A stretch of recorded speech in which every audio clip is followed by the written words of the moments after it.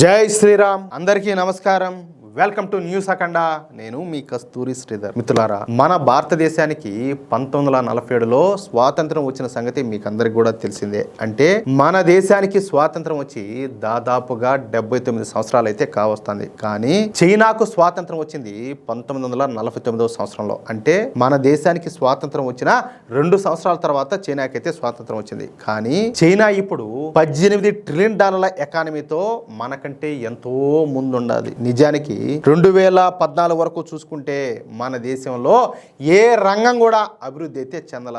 2014 ముందు వరకు మన దేశం కేవలం వ్యవసాయ ఆధారిత దేశంగానే ఉంటా వచ్చింది. అప్పట్లో మన దేశంలో 40% పైగా ప్రజలు కేవలం వ్యవసాయం మీదనే ఆధారపడి జీవిస్తా ఉన్నారు. ఇక ఆ రోజుల్లో మన దేశంలో తయారీ రంగం పరిస్థితి అత్యంత దారుణంగా ఉంది. మనం దాదాపుగా అన్ని వస్తువులను ఉత్పత్తులను చైనా నుంచే దిగుమతి చేసుకోవాల్సి వచ్చేదన్నమాట. చివరకు నట్లు బోట్లు కూడా మన దేశంలో పెద్దగా తయారయ్యేవి కాదు. మనకు స్వాతంత్రం వచ్చిన దగ్గర నుంచి 2014 వరకు మన దేశాన్ని ఎక్కువ కాలం పాటు కాంగ్రెస్ పార్టీ ప్రభుత్వమే పరిపాలించింది. అది కూడా దాదాపుగా నాకు తెలిసినంత వరకు 58 సంవత్సరాల పాటు పరిపాలించింది. దీంతో మన దేశంలో అభివృద్ధి అనేది ఎక్కడ వేసిన గొంగళి అక్కడే అన్నట్టు ఉండేదన్నమాట. దేశంలో ఎక్కడ చూసినా కూడా ఆకలి, దరిద్రం, పేదరికం అంతా కూడా తాండవిస్తా ఉన్నది. మీకు గుర్తుండే ఉంటది. అంటే మీరు ఏదైనా సిటీలో ఉండేవాళ్ళు అయితే నాకు తెలియదు, పల్లెటూరు వాతావరణంలో మీరు కనుక పెరుగునింటే ఇదే. మరి ఇప్పుడేంది, ఎండాకాలం వచ్చింది కదా, సమ్మర్. ఎండాకాలం వచ్చిందంటే భయం ఉత్సాహపడతా ఉంది. అంటే ఊరికే కూడా కాదు, ఓరే స్వామి ఎక్కడ ఏ మూల ఏ మంట ఎత్తుకుంటుందనో, ఇళ్ళు గాలిపోతాయని చెప్పేసి భయపడి అలాడిపోతా ఉన్నారు జనాలు. అవునా కదా? ఏదైనా పొరపాటున ఎక్కడైనా ఒక చిన్న మంటగానే పుట్టిందంటే మొత్తం ఊళ్ళే కాలి బూడిదవుతా ఉన్నాయి. అవునా కదా? ఎక్కడైనా కూడా ఇప్పుడు అలాంటి వార్త విన్నారా, చూసినారా? ఏడైనా జరుగుతుందా? మొత్తం కూడా పక్కా ఇళ్లే. అట్లున్నది ఇప్పుడు అభివృద్ధి. సరే, అప్పటి కాంగ్రెస్ ప్రభుత్వాలు మన దేశంలో పేదరికం తగ్గించడానికి ఎటువంటి చట్టాలు కూడా చేయాల, ఎటువంటి సంస్కరణలు కూడా తీసుకురాలా. పెట్టుబడులను ఆకర్షించడానికి అసలు అప్పటి ప్రభుత్వాల దగ్గర ఒక నిర్దిష్టమైనటువంటి ప్రణాళికలు కూడా ఉండేటి కాదు. పైగా అప్పటి కాంగ్రెస్ ప్రభుత్వాలలో విపరీతమైనటువంటి అవినీతి, అలాగే బంధుప్రీతి అనేది తాండవిస్తా ఉన్నది. సూటిగా చెప్పాలంటే అప్పట్లో మన దేశం పాకిస్తాను, బంగ్లాదేశ్, అలాగే శ్రీలంక లాంటి దేశాలతో పోటీ పడతా ఉన్నది. ఆ దేశాలు ఇప్పుడు ఒకసారి చూడండి ఎట్లున్నాయో. పాకిస్తాన్ కావచ్చు, బంగ్లాదేశ్ కావచ్చు, శ్రీలంక కావచ్చు, నేపాల్ కావచ్చు, అలాంటి దేశాలతో పోటీ పడతా ఉన్నది. దాన్ని బట్టి మీరు అర్థం చేసుకోండి వీళ్ళ టార్గెట్స్ ఏ రేంజ్ లో ఉంటాయో. పైగా 2014 నాటికి దేశంలోని బ్యాంకింగ్ వ్యవస్థలో సుమారుగా 10 లక్షల కోట్ల విలువైనటువంటి మొండి బకాయిలంతా కూడా పేరుకుపోయినాయి. ఈ డబ్బును పారిశ్రామికవేత్తలు, అప్పటి కేంద్ర మంత్రులు, ఉన్నతాధికారులు పంచుకొని తింటా ఉన్నారు. అప్పట్లో కేంద్ర ప్రభుత్వ స్థాయిలో ఉన్నటువంటి అధికారుల్లో మెజార్టీ వంతు అధికారులు పూర్తిగా కరప్ట్ అయిపోయినారనమాట. అంటే అందరూ కూడా అవినీతి పరులే. దీంతో అప్పట్లో మన దేశ తలసరి ఆదాయం కేవలం 70,000గా మాత్రమే ఉంటా ఉన్నది. అసలు పెట్టుబడులను ఆకర్షించడానికి కానీ లేదా విదేశీ పెట్టుబడులను స్వీకరించడానికి కానీ ఒక ఫార్ములా అనేది ఉండేది కాదనమాట. ఎప్పుడు కూడా రాజకీయాలు, ఓటు బ్యాంకు రాజకీయాలు, మైనార్టీ సంతుష్టీకరణతో అప్పటి కాంగ్రెస్ ప్రభుత్వం దేశాన్ని అయితే పరిపాలిస్తూ ఉండేది. కానీ 2014 తర్వాత మన దేశం పరిస్థితి పూర్తిగా మారిపోయింది. మన ప్రధాని నరేంద్ర మోడీ గారు ప్రవేశపెట్టినటువంటి skill India, digital Bharat, make in India, ఆత్మ నిర్భర్ భారత్ వంటి విధానాలతో మన దేశంలో అభివృద్ధి అనేది ఊపందుకునింది. అంతేకాకుండా మన దేశ ఆర్థిక వ్యవస్థలో అనేక సంస్కరణలు కూడా తీసుకొచ్చారు. కొత్తగా జిఎస్టీని కూడా ప్రవేశపెట్టారు. అప్పట్లో ఈ జిఎస్టీని కూడా పెద్ద ఎత్తున వ్యతిరేకించింది ఏది కాంగ్రెస్ పార్టీ కావచ్చు, దాని మిత్రపక్షాలు కావచ్చు, వీళ్ళందరూ కూడా. అంతేకాకుండా మోడీ ప్రభుత్వం వచ్చి రాగానే దాదాపుగా 6,000 మంది కేంద్ర ప్రభుత్వ ఉద్యోగులను బలవంతంగా పదవి విరమణ చేయించారు. ఎందుకంటే వాళ్ళంతా కూడా అవినీతి పరులే. అంటే 6,000 మంది అవినీతి అధికారుల చేత బలవంతంగా పదవీ విరమణలు అయితే చేయించారు. వాళ్ళ స్థానంలో సమర్థులైనటువంటి, నిజాయితీ పరులైనటువంటి అధికారులను నియమించారు. దీంతో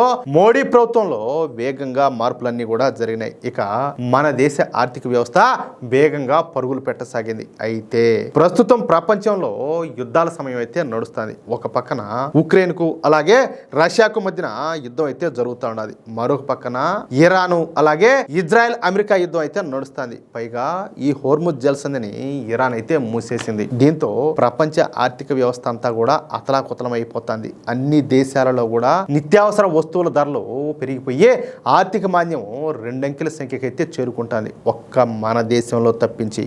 గుర్తుంచుకోండి. మన దేశంలో ఇంతకు ముందు 10 సంవత్సరాలలో తీసుకొచ్చినటువంటి ఆర్థిక సంస్కరణల మూలంగా ఈ యుద్ధాలు మన దేశ ఆర్థిక వ్యవస్థను చెప్పాలంటే టచ్ కూడా చేయలేకపోయినాయి. పైగా గత సంవత్సరంలో మన మోడీ ప్రభుత్వం జిఎస్టీ ట్యాక్స్లను పెద్ద ఎత్తున తగ్గించడం, అలాగే ప్రజల కొనుగోలు శక్తి పెరగడంతో భారత్ ఇప్పుడు ఒడిగా అడుగులు వేస్తుంది. ఇప్పుడు కొత్తగా మన దేశ ఆర్థిక వ్యవస్థ గురించి ఐక్యరాజ్య సమితి ఒక నివేదికనైతే వెల్లడించిందనమాట. ఆ నివేదిక పేరే economic and social survey of Asia and the Pacific 2026. ఈ నివేదిక ప్రకారం మన దేశ వృద్ధి రేటు ప్రపంచ వృద్ధి రేటు కన్నా 2 రెట్లు ఎక్కువగా ఉండనున్నదన్నమాట. 2026 సంవత్సరంలో భారత్ 6.4% వృద్ధిని సాధిస్తుందని చెప్పేసి ఏకంగా ఐక్యరాజ్య సమితి అంచనా వేసింది. ఇది చెప్పాలంటే చైనా కంటే చాలా చాలా ఎక్కువ అన్నమాట. ఇక 2027 నాటికి ఈ వృద్ధి మరింతగా పుంజుకొని 6.6% చేరుతుందని చెప్పేసి ఐక్యరాజ్య సమితి అయితే పేర్కొనింది. అంతేకాకుండా ఈ ఏడాది అంటే 2026 ద్రవ్యోల్బణం 4.4%గా, అలాగే 2027లో 4.3%గా ఉండొచ్చని చెప్పేసి ఐక్యరాజ్య సమితి అంచనా వేసింది. అంటే మన దేశంలో నిత్యావసర వస్తువుల ధరలు అందుబాటులో ఉంటాయన్నమాట.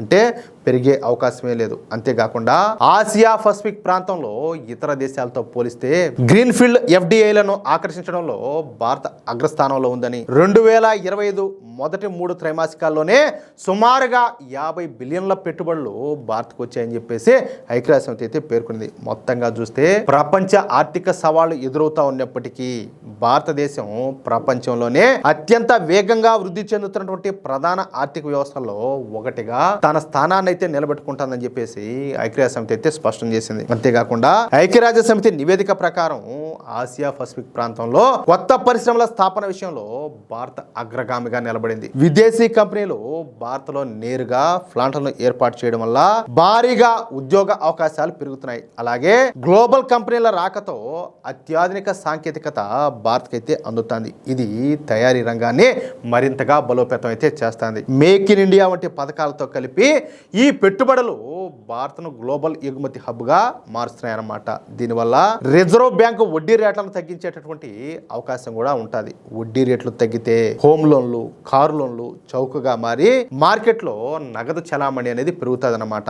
ఇది మన దేశ ఆర్థిక వృద్ధికి మరింతగా దోహదపడుతుంది. అంటే మన దేశానికి పెట్టుబడులు రావడంతో పాటు మన దేశస్తులకు పెద్ద ఎత్తున ఉద్యోగ ఉపాధి అవకాశాలు కూడా వస్తాయన్నమాట. అది విషయం అయితే ఎట్లుంది న్యూస్ మిత్రులారా. దేశ ప్రగతికి సంబంధించినటువంటి ఈ అద్భుతమైన విశేషాలను మీరందరూ చూశారు కదా. మన భారతదేశం ప్రపంచ ఆర్థిక వ్యవస్థలో ఒక ధృవతారలాగా ఎలా వెలిగిపోతుందో ఐక్యరాజ్య సమితి నివేదికే సాక్ష్యం చెబుతుంది. ఇలాంటి మరెన్నో ఆసక్తికరమైనటువంటి నిజాలు, చరిత్రకు సంబంధించినటువంటి విశేషాలు, అలాగే తాజా వార్తలను మీరు తెలుసుకోవాలంటే వెంటనే మన న్యూస్ అఖండ ఛానల్ను సబ్స్క్రైబ్ చేసుకోండి. ఈ సమాచారం మీకు గనక నచ్చినట్లయితే ఈ వీడియోను లైక్ చేసి, అలాగే ఈ వీడియోను మీ మిత్రులకు, మీరు ఉన్నటువంటి వాట్సాప్ గ్రూపుల్లోను, అలాగే ఫేస్బుక్ గ్రూపుల్లోను తప్పనిసరిగా షేర్ చేయండి. అలాగే ఇంతవరకు మీరు గనక మన న్యూస్ అఖండ ఛానల్ను సబ్స్క్రైబ్ చేసుకున్నట్లయితే ప్రతి ఒక్కరు కూడా మన న్యూస్ అఖండ ఛానల్ను సబ్స్క్రైబ్ చేసుకోండి. అలాగే ఈ వీడియోకి సంబంధించి మన భారతదేశ అభివృద్ధికి సంబంధించినటువంటి మీ యొక్క అమూల్యమైనటువంటి అభిప్రాయాన్ని కామెంట్ బాక్స్ లో తప్పకుండా తెలియజేయండి. మీ ఆదరణే మాకు బలం. జై శ్రీరామ్, జై హింద్, భారత్ మాతా కి జై.